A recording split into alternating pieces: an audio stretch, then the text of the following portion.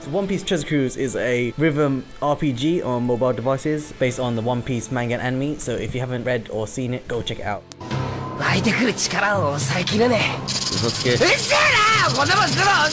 So in this video, we'll cover the basics of the gameplay. So let's get it started!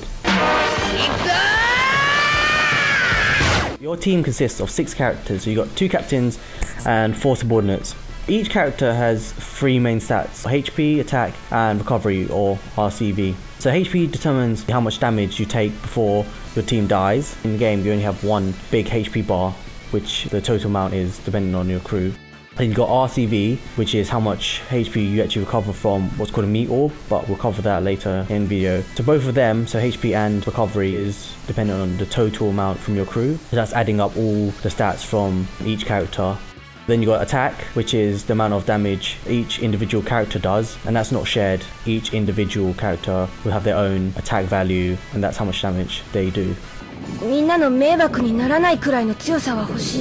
Basic gameplay is just tapping the characters to start an attack. So you tap the characters, and what you do is you can tap the characters in succession, and that leads to combos, and that gives you a multiplier that increases the amount of damage you do. But wait, that's not all. The better timing, the better the multiplier. So tapping on the character, you can see text comes up, and what these texts do, they go towards the middle and overlap. So what you want to aim to do is tap on the next character when the texts are as close to the middle as possible, and that will give you a score of either great, a miss, a good, or perfect.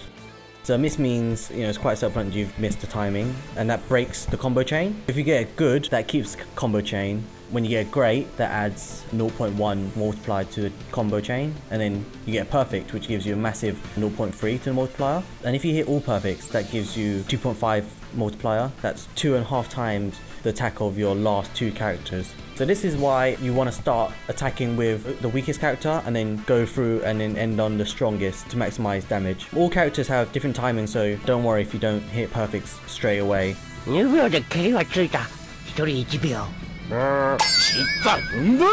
That's not actually all that will influence the damage you do. So next we're going to go on to character typings. There's 5 categories they come under. So you got red, which is strength, blue is quick, green is dex, yellow is psi, and purple are int units.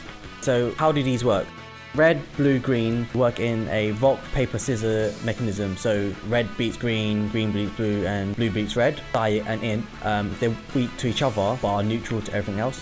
Basically, you deal twice the amount of damage when you attack an enemy with a type advantage, but then you also deal half damage to characters you're weak to.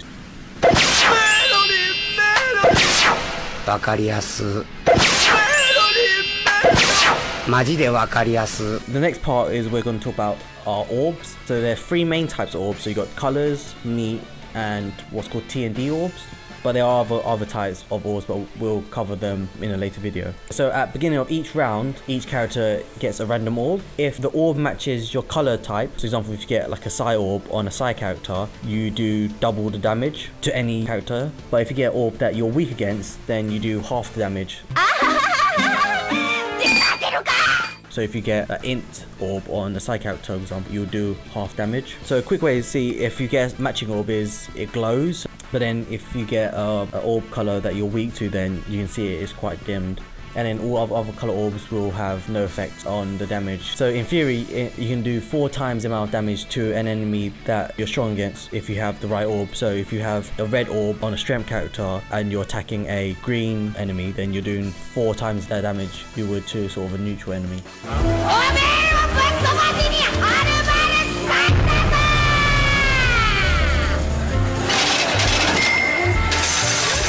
The next one are meat orbs. So meat orbs, when tapped, won't actually affect your damage, but what they will do is heal your crew for the total of your RCV that we spoke about earlier in the video.